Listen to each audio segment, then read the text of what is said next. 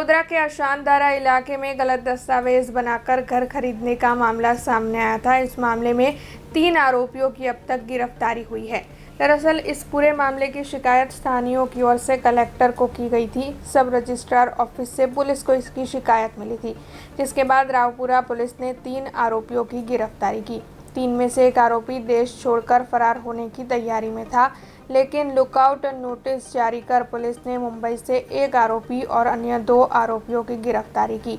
इलियास, समीर और शकील, इन 3 आरोपियों की गिरफ्तारी हो चुकी है और कलेक्टर कचहरी में भी अगर कोई आरोपी पाया गया तो उस पर भी कार्रवाई की जाएगी, ऐसा पुलिस का कहना है।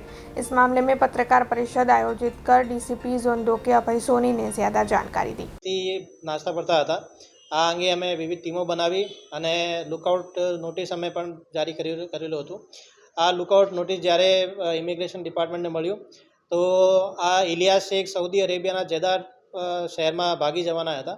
તો ઇમિગ્રેશન ડિપાર્ટમેન્ટ જે અમારા લુકઆઉટ નોટિસ છે આ આધારે એમની એક મુંબઈમાં કાયદેસર અટકાયત કરી હતી અને અમારી ટીમ ત્યાંથી રવાના થઈને એમનો ઇલિયાસનો કબજે મળેલો હતો।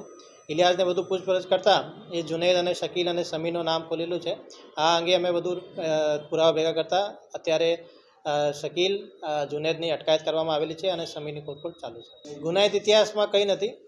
એ ત્રણેય પૈકી જે જુનેદ અને શકીલ અને સમીર છે એ સરકારી કચેરીઓમાં લાઇઝનિંગ કરતા હોય છે મિડલમેન તરીકે, અને જે એને કરાવવાની કામગીરી હોય કે દસ્તાવેજ બનાવવાની કામગીરી હોય આમાં એ લોકોએ પોતાનું કામ કરતા હોય છે અને બીજી કોઈ એમની ગુનાહિત ઇતિહાસ જાણવા મળ્યું નથી। આમાં મુખ્ય દસ્તાવેજ જે અશાનધારાની પરવાનગી હતી આ ખોટી રીતે બનાવી। આ અમે લોકોએ કલેક્ટર કચેરીથી એમના રજિસ્ટરોની ઉતારા, પરવાનગીની ઉતારા અને જે પોલીસની પરવાનગી લીધી હતી જે પેન્ડિંગ હતી, પોલીસ પરવાનગી વગર જ જે દસ્તાવેજ થઈ ગયા છે આ બધું અમે લોકોએ કબજે કરી લીધા છે અને જે અત્યારે પરત દસ્તાવેજ થયા છે, દસ્તાવેજ કોર્ટ મારફતે કેન્સલ થયા છે, આની પણ કોપી અમે લઈ લીધી છે અને અત્યારની માલિકી જે જૂના માલિક હતા લતાબેન એમની માલિકીનો અત્યારે કરાવવામાં આવેલું છે। અત્યારે અમે લોકો આમાં તપાસ કરી રહ્યા છે અને કોઈ જે એમના કચેરીના કોઈ માણસ હશે તો એમના વિરુદ્ધ પણ થઈ શકે તો પગલાં લેવામાં આવશે। अब खबरों से लगातार अपडेट रहना हुआ आसान।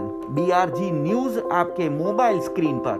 आज ही बीआरजी न्यूज की mobile app Google play store और ऐप स्टोर से डाउनलोड करें और खबरों से लगातार जुड़े रहें।